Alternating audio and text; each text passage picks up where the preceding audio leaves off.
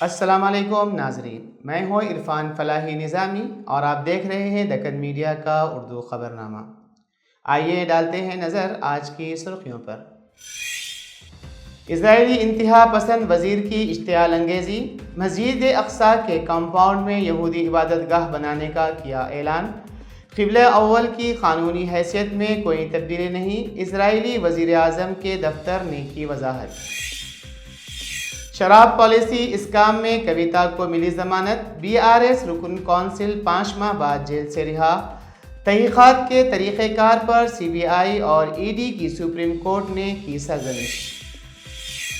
تلنگانہ وقف بورڈ کا تاریخی اقدام، مرکز کے وقف ترمیمی بل کو مسترد کرتے ہوئے قرارداد کی منظوری۔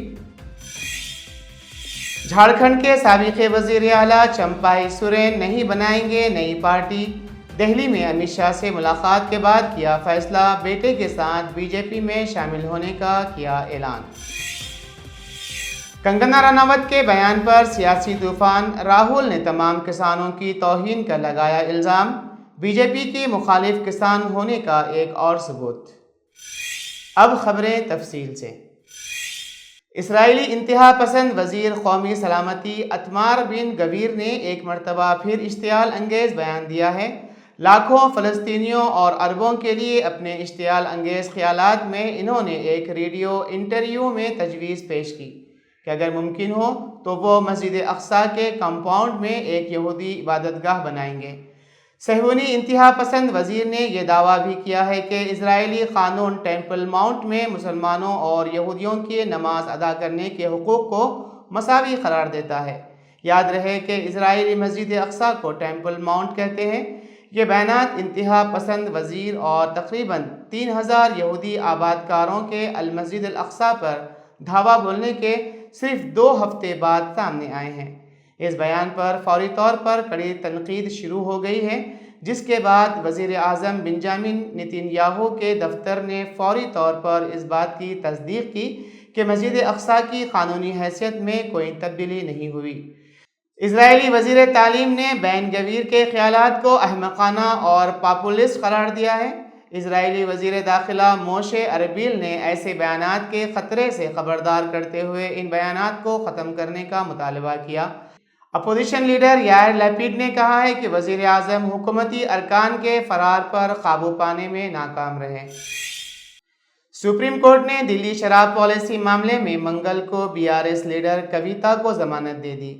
ضمانت کا حکم دیتے ہوئے سپریم کورٹ نے CBI اور ED کو بھی پھٹکار لگائی اور ان کی تحقیقات کے طریقہ کار پر سوال اٹھائے۔ تلنگانہ کے سابق وزیر اعلیٰ کے چندر شیکھر کی بیٹی کویتا اور BRS سے MLC 15 مارچ سے پولیس کی حراست میں ہے۔ سپریم کورٹ نے دلی ہائی کورٹ کے اس حکم کو مسترد کر دیا، جس میں ہائی کورٹ نے کویتا کی ضمانت کی درخواست مسترد کر دی ہے۔ سپریم کورٹ کے کویتا کو 2 معاملوں میں 10 لاکھ روپے کے ضمانتی مچلکے پیش کرنے اور گواہوں کے ساتھ چھیڑ چھاڑ نہ کرنے اور گواہوں کو متاثر نہ کرنے کی شرط پر ضمانت دینے کی ہدایت دی گئی ہے۔ تلنگانہ وقف بورڈ کا ایک ہنگامی اجلاس طلب کرتے ہوئے وقف ترمیمی بل کے خلاف قرارداد منظور کی گئی ہے۔ اس طرح تلنگانہ وقف بورڈ ملک کا پہلا وقف بورڈ ہے جس نے وقف ترمیمی بل کے خلاف متفقہ طور پر قرارداد منظور کی ہے۔ چیئرمین وقف بورڈ جناب سید عظمت اللہ حسینی نے وقف ترمیمی بل 2024 کے ضمن میں بورڈ کا ایک خصوصی اجلاس طلب کیا تھا۔ اس اجلاس میں تلنگانہ اسٹیٹ وقف بورڈ نے ایک قرارداد منظور کرتے ہوئے وقف ترمیمی بل 2024 کو مسترد کر دیا ہے۔ اس بل کو وقف بورڈ کی خود مختاری کے لیے تباہ کن قرار دیتے ہوئے کہا کہ اس سے وقف کو بھاری نقصانات ہوں گے۔ اس طرح سے تلنگانہ اسٹیٹ وقف بورڈ ملک بھر کے تمام بورڈز میں ایسا پہلا بورڈ بن گیا ہے جس نے وقف ترمیمی بل 2024 کو مسترد کرنے کے لیے قرارداد منظور کی ہے۔ جھارکھنڈ کے سابق وزیر اعلیٰ چمپائی سورین نے مرکزی وزیر داخلہ امت شاہ سے ملاقات کی۔ اس کے ساتھ ہی یہ واضح ہو گیا ہے کہ چمپائی سورین اپنے بیٹے کے ساتھ BJP میں شامل ہوں گے۔ ملاقات کے دوران آسام کے وزیر اعلیٰ اور جھارکھنڈ میں BJP کے شریک انچارج ہیمنتا بسوا سورین بھی موجود تھے۔ سرما نے ایکس پر لکھا، جھارکھنڈ کے سابق وزیر اعلیٰ اور ہمارے ملک کے بزرگ قبائلی رہنما چمپائی سورین نے کچھ دیر پہلے مرکزی وزیر داخلہ امت شاہ سے ملاقات کی۔ سرما نے بتایا کہ چمپائی سورین 30 اگست کو رانچی میں بی جے پی میں شامل ہوں گے۔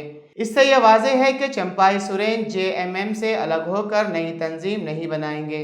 اسمبلی انتخابات سے پہلے چمپائی سورین کے اس قدم کو حکمران جماعت جے ایم ایم کے لیے بڑا دھکا مانا جا رہا ہے۔ ہیمنت سورین حکومت میں وزیر چمپائی سورین نے حال ہی میں جے ایم ایم کے خلاف بغاوت کی تھی۔ اس کے بعد سے ان کے اگلے قدم کو لے کر کئی قیاس آرائیاں کی جا رہی تھی۔ بی جے پی میں شامل ہونے کے بارے میں انہوں نے کہا تھا کہ وہ تمام متبادل پر غور کر رہے ہیں۔ انہوں نے نئی پارٹی بنانے کی بات بھی کی تھی۔ بی جے پی کے رکن پارلیمنٹ اور اداکارہ کنگنا رناوت کے کسان سے متعلق متنازع بیان نے سیاسی طوفان برپا کر دیا ہے۔ سمیکت کسان مورچے کے علاوہ کانگریس، عام آدمی پارٹی اور دیگر پارٹیاں کنگنا رناوت کے بیان پر بی جے پی پر شدید برہم ہیں۔ کانگریس نے پیر کو کہا کہ اگر بی جے پی اپنے رکن پارلیمنٹ کے تبصروں سے متفق نہیں ہے تو اسے پارٹی سے نکال دینا چاہیے۔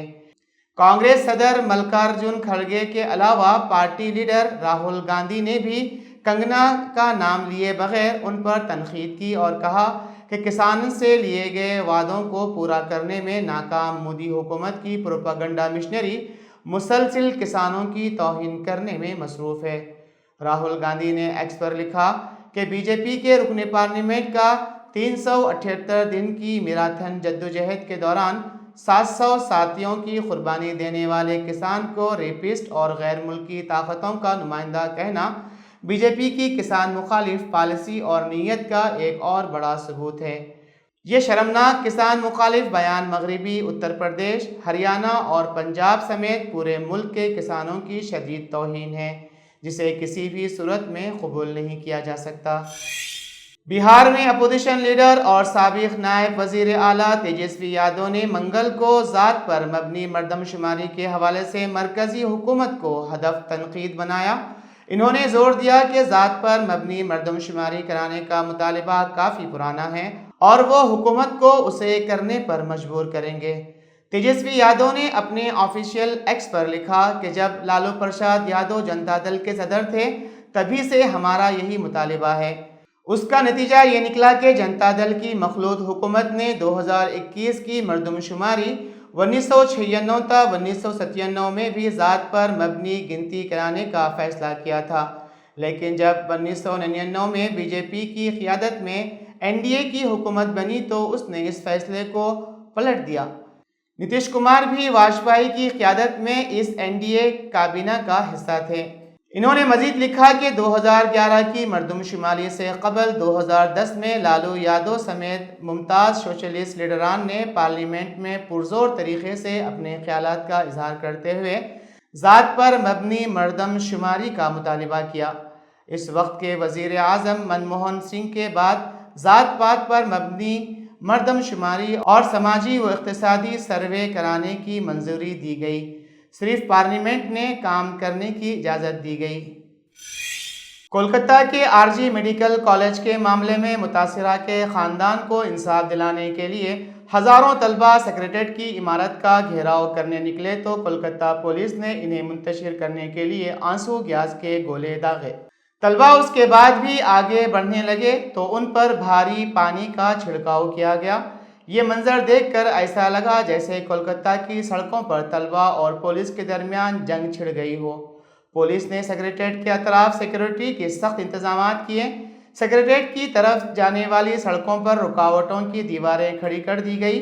احتجاج کے لیے نکلنے والے طلبہ نے پولیس کی ساری رکاوٹیں توڑ دی تھی۔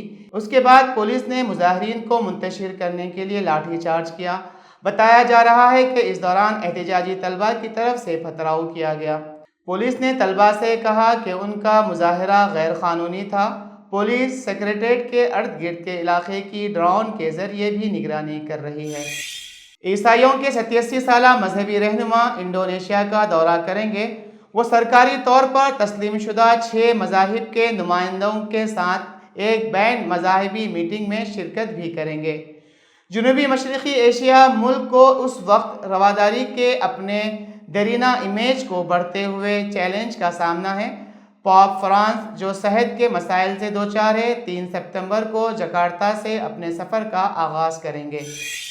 غزہ میں جنگ بندی اور اسرائیلی یرغمالیوں کی رہائی کے لیے معاہدے پر قاہرہ میں ہونے والی بات چیت کسی سمجھوتے پر پہنچے بغیر ہی ختم ہونے کی اطلاعات ہے۔ حماس اور نہ ہی اسرائیل نے ثالثوں کی طرف سے پیش کردہ نکات پر اتفاق کیا۔ غزہ میں جنگ بندی کے لیے مصر میں مذاکرات کا تازہ ترین دور ایک بار پھر تعطل کا شکار ہے۔ قاہرہ کے ہوائی اڈے کے ذرائع سے معلوم ہوا ہے کہ 13 رکنی اسرائیلی وفد جو بات چیت کے لیے اتوار کے دن قاہرہ پہنچا تھا، رات دیر گئے واپس روانہ ہو گیا۔ اس دوران فلسطینی وزارت صحت کے مطابق اسرائیلی فورسز نے گزشتہ 24 گھنٹوں کے دوران کم از کم 41 فلسطینیوں کو ہلاک اور 113 کو زخمی کیا ہے۔ اس سے 7 اکتوبر سے اب تک مرنے والوں کی تعداد 40,476 ہو گئی ہے، جس میں 93,647 سے زیادہ زخمی ہیں اور ایک اندازے کے مطابق 10,000 لاپتہ ہے جو ممکنہ طور پر ہلاک اور ملبے تلے دبے ہوئے ہیں۔ صحت کے حکام نے بتایا ہے کہ متاثرین میں 50% سے زائد بچے اور خواتین ہیں۔ اقوام متحدہ اسرائیلی فوج کے انخلا کے حکم کے بعد غزہ کے لیے امدادی آپریشن روکنے پر مجبور ہے۔ اقوام متحدہ نے اپنا امدادی آپریشن سینٹر رفح کے بعد دیر البلح منتقل کر دیا تھا۔ BCCI نے اپنے social media platform X پر ایک پوسٹ کر کے ویمنز T20 ورلڈ 2024 کے 15 رکنی ٹیم کا اعلان کر دیا ہے۔ ان کھلاڑیوں میں شرینکا پاٹل اور یستیکھا بھاٹیا کو فٹنس مشروط کیا گیا، یعنی اگر وہ اپنی فٹنس ثابت کر دیتی ہے تو وہ بھی ورلڈ کپ ٹیم کا حصہ ہوں گی۔ 15 رکنی ٹیم اس طرح ہے: ہرمن پریت کور کپتان، سمرتی مندھانا نائب کپتان، Shafali Verma, Deepti Sharma, Jemimah Rodrigues, Richa Ghosh wicket keeper, Yastika Bhatia wicket keeper, پوکرا وندا ریڈی، وینوکا سنگھ ٹھاکر، دیالن ہیمالتا، آشا سوبھانا، رادھا یادو، شرینکا پاٹل اور سنجیون سنجنا۔ اس میگا ایونٹ میں بھارت اور پاکستان 6 اکتوبر کو دبئی کرکٹ اسٹیڈیم میں مد مقابل ہوں گے۔ یہ ٹورنامنٹ 3 اکتوبر کو شروع ہوگا اور اس کا فائنل میچ 20 اکتوبر کو کھیلا جائے گا۔ فی الحال آج کے لیے اتنا ہی، کل پھر ملاقات ہوگی نئے خبروں کے ساتھ۔ دیجیے اجازت، اللہ حافظ۔